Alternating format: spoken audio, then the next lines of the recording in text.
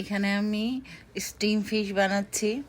এটা সামুদ্রিক একটি মাছ। এটার জন্য আমি একটি প্যানে পানি নিয়ে পরে স্ট্রেনার বসিয়ে ওটার মধ্যে মাছ দিয়ে দিয়েছি।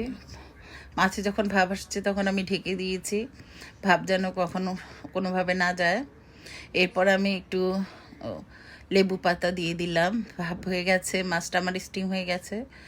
এখন আমি একটু আদা স্লাইস দিয়ে দিলাম। এখন গোটা ধনে পাতা এবং পেঁয়াজ পাতা দিয়ে দিচ্ছি।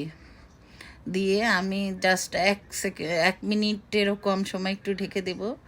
ঢেকে এই ফাঁকে আমি এটার জন্য একটা সস রেডি করছি।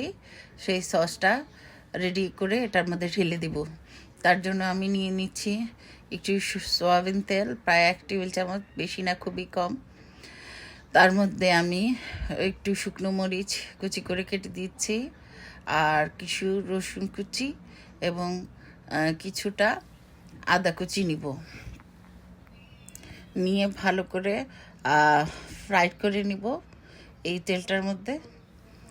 তো তোমরা দেখতে থাকো। যারা শুরু করেছো তারা কি আমার ভিডিওটায় লাইক দিয়েছো? যদি না দিয়ে থাকো লাইক দিয়ে দাও প্লিজ। আর কেউ যদি আমার ইউটিউব চ্যানেল থেকে দেখো প্লিজ আমার চ্যানেলটাকে সাবস্ক্রাইব করবে। আর যদি আমার ফেসবুক চ্যানেল থেকে দেখো অবশ্যই ফলো দিতে ভুলবে না। এরপর আমি এখানে প্রায় 2 টেবিল চামচ সয়া সস দিয়ে দিচ্ছি।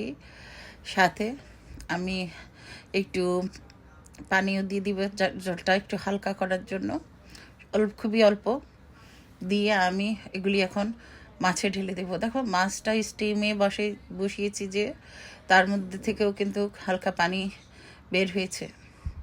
তো এখন এই সসটা দিয়ে দিয়েছি, আমার মাছ এখন রেডি।